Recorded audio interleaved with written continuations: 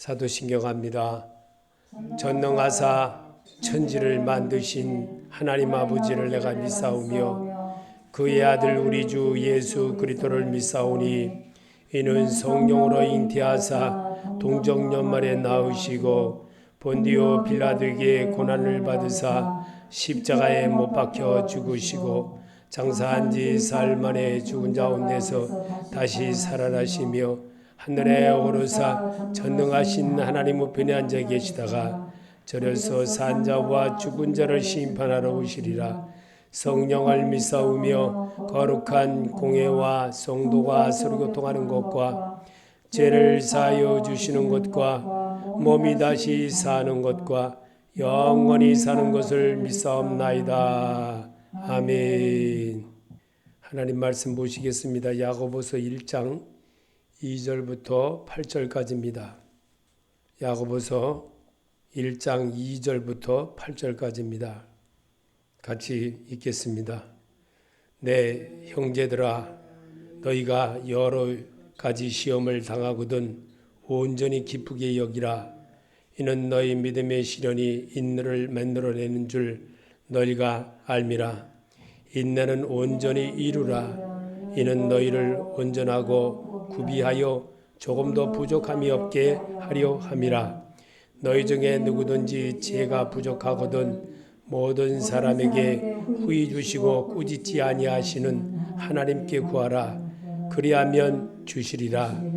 모든 오직 믿음으로 구하고 조금도 의심하지 말라. 의심하는 자는 마치 바람에 밀려 요동하는 바닷물결 같으니 이런 사람은 무엇이든지 죽게 얻기를 생각하지 말라.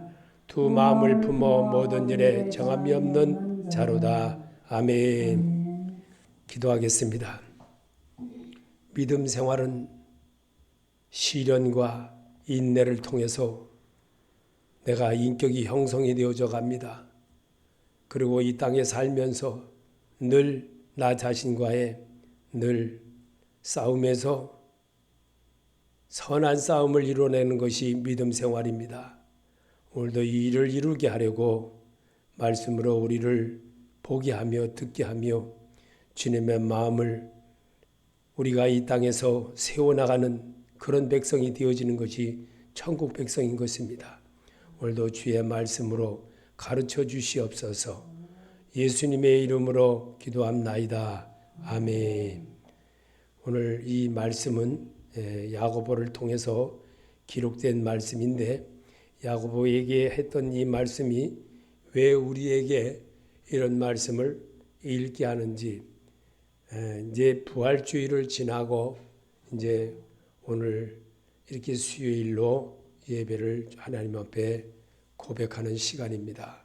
이 시간에 여러분이 정말 온전하게 하시는 하나님의 뜻이 무엇인지 나를 하나님이 이 야고보서는 율법과 같은 그런 내용들이 많이 들어 있습니다.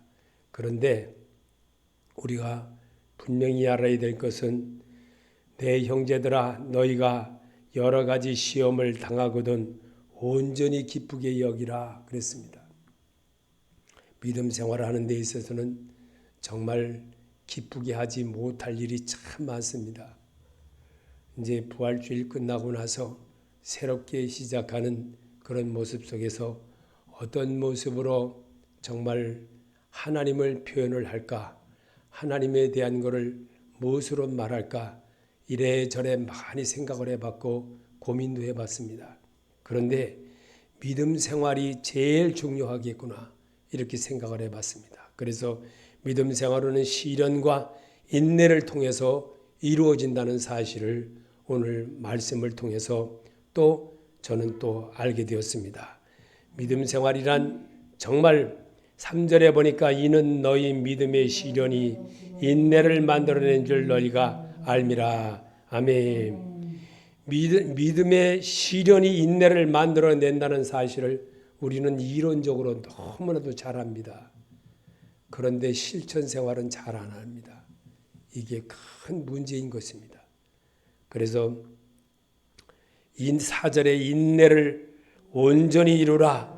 이는 너희로 온전하고 구비하여 조금도 부족함이 없게 하려 함이라. 야고보를 통해서 기록된 말씀이지만 야고보는 현장에서 예수님이 부활하는 모습을 보여주었던 그런 모습이고 또 현장에서 예수님을 많이 접하는 그런 모습을 직접적으로 보아왔던 사람입니다. 그래서 정말 이 주님에 대한 표현을 너무나도 아주 정말 정확하게 이렇게 표현했던 겁니다. 그래서 5절에 너희 중에 누구든지 지혜가 부족하거든 모든 사람에게 후히 주시고 꾸짖지 아니하시는 하나님께 구하라. 그리하면 주시리라. 아멘.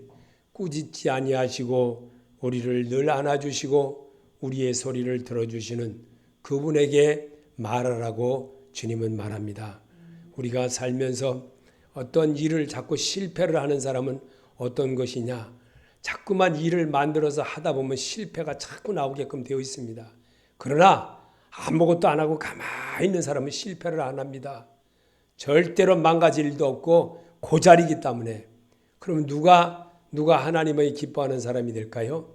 천국은 침노하는 자의 것이라고 그랬습니다. 무슨 말씀이냐면 여러분 너무나도 잘 알잖아요. 주님을 위해서 내가 뭔가를 자꾸 만들어낼 줄도 알고 또 하려고 자꾸만 의지해 나가고 이럴 때에 새로운 것이 내게 들어오는 거지 그렇지 못하게 되면 늘 나는 그 자리라는 겁니다. 그래서 믿음 생활이라는 것은 시련과 인내를 통해서 내가 인격이 형성되어져서 그리스도의 고난에 참여하는 모습도 갖게 되고 사랑하는 모습도 받게 되고 남을 베풀 줄 알게 되고 또 주님에 대한 것을 어떤 방법으로 할 것인지도 고민해 보는 사람이 되는 거예요. 그래서 오직 믿음으로 구하고 조금 더 의심하지 말라.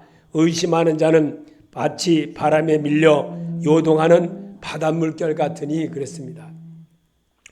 믿는다는 것은 온전하게 내가 그분을 따른다는 거거든요.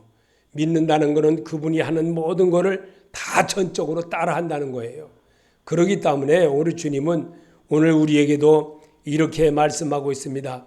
믿음은 사람들에게 어떻게 이루어지게 되는 것인지 그 이유가 있습니다. 베드로전서 1장 6절에도 그러므로 너희가 이제 여러 가지 시험을 인하여 잠깐 금심하게 되지 않을 수 없었으나 오히려 크게 기뻐하도다. 아멘.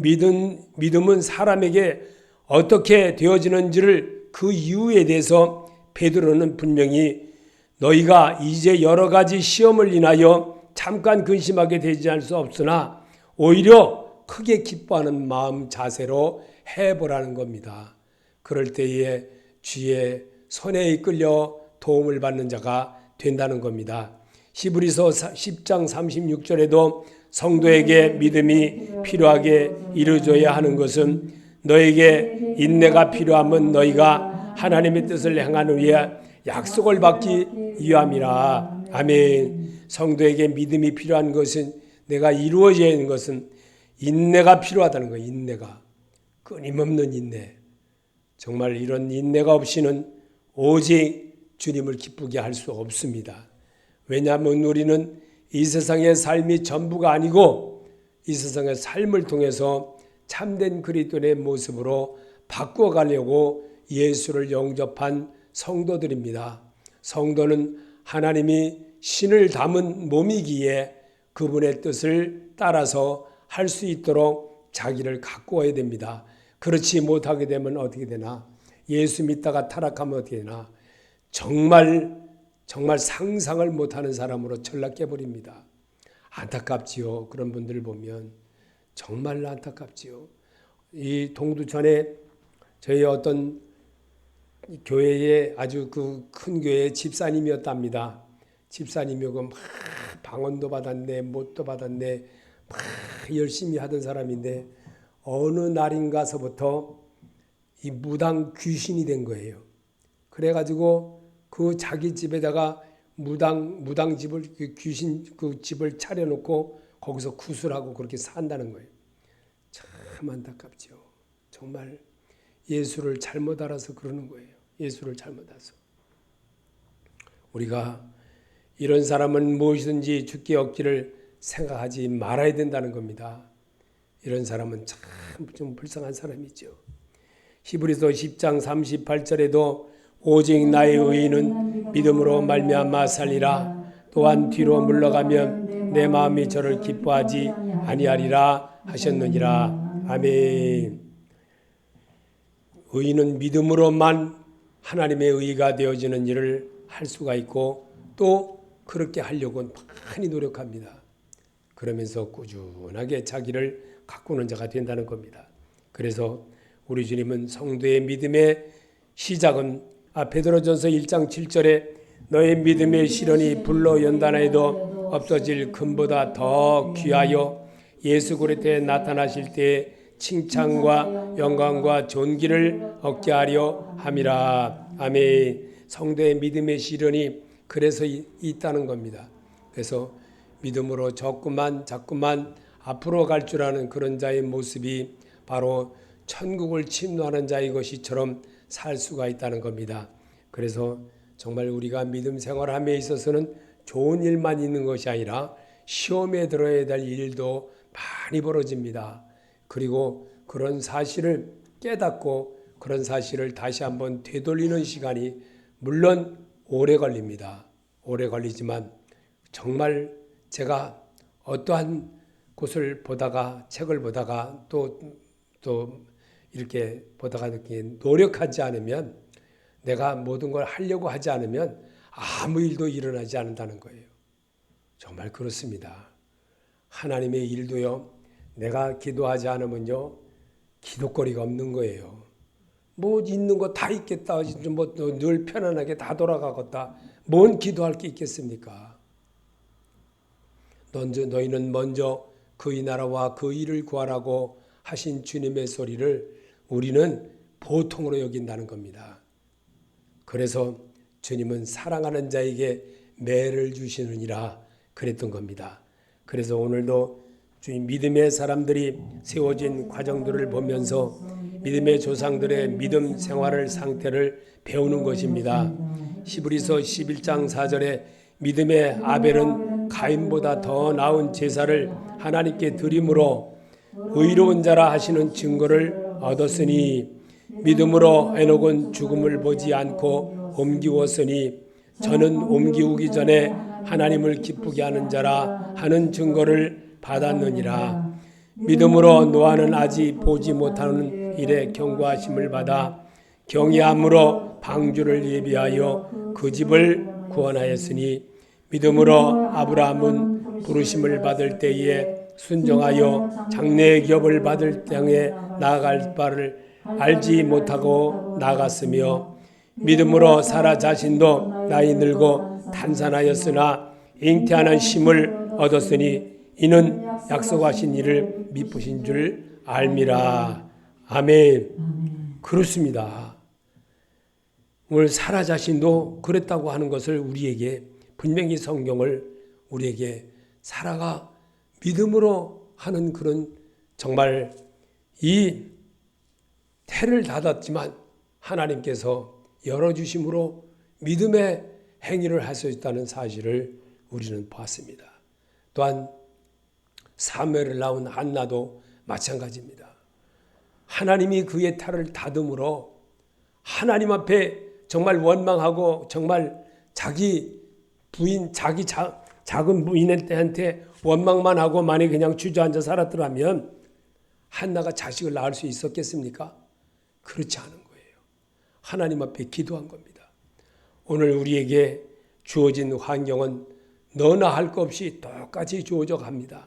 그러나 하나님은 이런 환경 속에서도 오직 예수를 바라볼 줄 아는 그런 자의 모습을 갖게 하는 것이 그때그때 내게 다가와 주시고 그때그때마다 내가 일러주시는 하나님의 음성을 들을 줄 아는 모습을 가지라는 겁니다.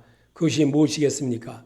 성경을 통해서 말씀을 통해서 자꾸만 주님의 마음을 받아나가는 겁니다. 그래서 17절에 보면 아브라함은 시험을 받을 때 믿음으로 이삭을 드렸으니 저는 약속을 받은 자로 돼 그 독생자를 드렸느니라. 아멘. 정말 아브라함이 시험을 받을 때 믿음으로 이삭을 드렸다는 사실을 우리는 한번 생각해 봐야 됩니다. 100세 얻은 아들입니다. 기가 막히죠. 후사도 없고. 제가 요즘 가끔씩 이런 생각합니다. 무슨 생각을 하냐면요. 아들한테서 자식이 없습니다. 자식이 없다 보니까 저도 가끔씩 생각합니다. 문득 이제 끝이구나. 이런 생각을 자꾸 하게 됩니다.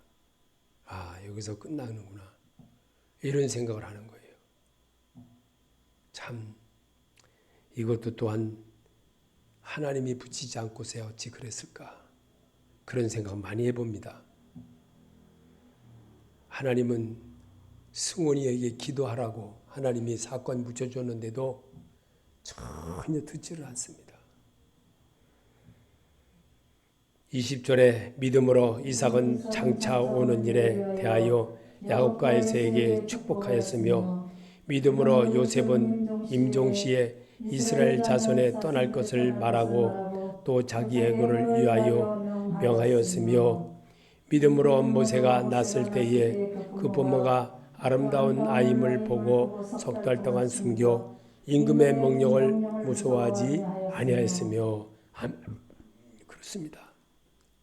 믿음으로 정말 놀라운 역사를 행했던 것을 우리에게 성경에 남게 한 겁니다.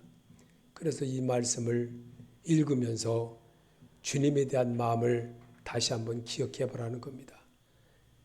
믿음의 생활은 시련과 인내를 통해서 이루어가고 있다는 것을 현실이나 과거나 미래나 똑같다는 겁니다.